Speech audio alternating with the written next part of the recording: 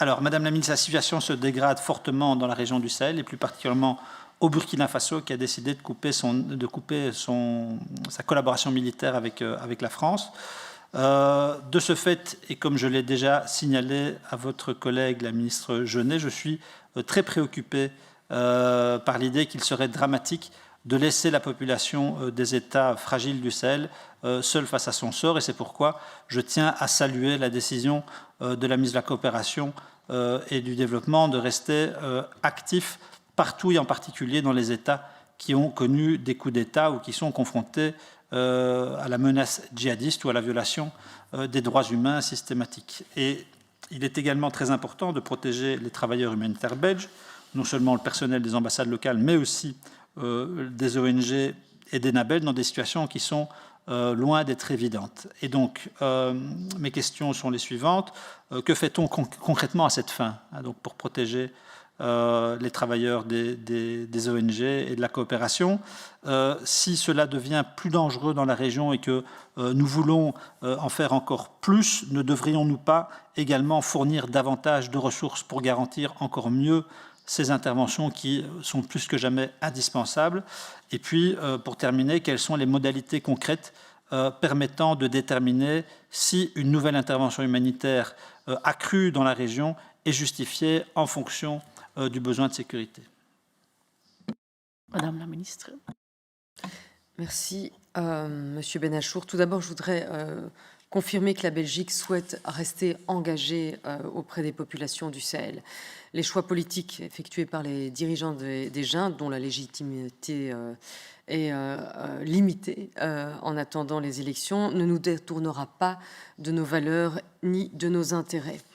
En ce qui concerne vos questions, je vous confirme que la sécurité du personnel de nos ambassades à Ouagadougou, Niamey et Bamako est une préoccupation majeure, et il en va de même pour le personnel belge engagé en matière de développement et d'aide humanitaire présent dans la région. Ce devoir de vigilance est une obligation légale envers le personnel du SPF Affaires étrangères. Ce duty of care ne s'applique cependant pas au personnel d'Enable ni aux ONG qui elles-mêmes prévoient les mesures nécessaires à la sécurité de leur personnel, et je vous renvoie vers la ministre de la Coopération au Développement pour ceci. Alors, s'agissant de nos ambassades, plusieurs mesures sont prises pour garantir la sécurité de nos agents qui y travaillent. Les locaux comportent tout l'équipement nécessaire pour garantir la sécurité des collaborateurs, et le gardiennage est assuré par une société spécialisée de sécurité. Nos diplomates bénéficient d'un budget de sécurité annuel qui leur permet de sécuriser leur logement et de faire garder donc celui-ci. Nos ambassadeurs à Bamako et Ouagadougou bénéficient d'une protection renforcée avec une équipe de protection rapprochée du SPF Défense, conformément au protocole d'accord conclu à cet effet avec le SPF Affaires étrangères. Alors, pour ce qui est des déplacements du personnel en dehors des capitales, eh bien, ils sont soumis à l'analyse du service sécurité physique du SPF Affaires étrangères, et les déplacements sont également soumis à l'analyse de l'attaché de sécurité basé à Ouagadougou, moyennant accord de ce dernier, des mesures de mitigation du risque, donc de gestion du risque, sont prises et mises en place. Le plan de crise, les modalités d'assistance consulaire et l'avis de voyage sont aussi régulièrement mis à jour et font par ailleurs l'objet de discussions entre les États membres de l'Union européenne qui sont représentés sur place. Les mesures prises actuellement par le SPF étrangère se font dans le cadre des crédits disponibles affectés à la sécurité et votés annuellement par vous, par le Parlement.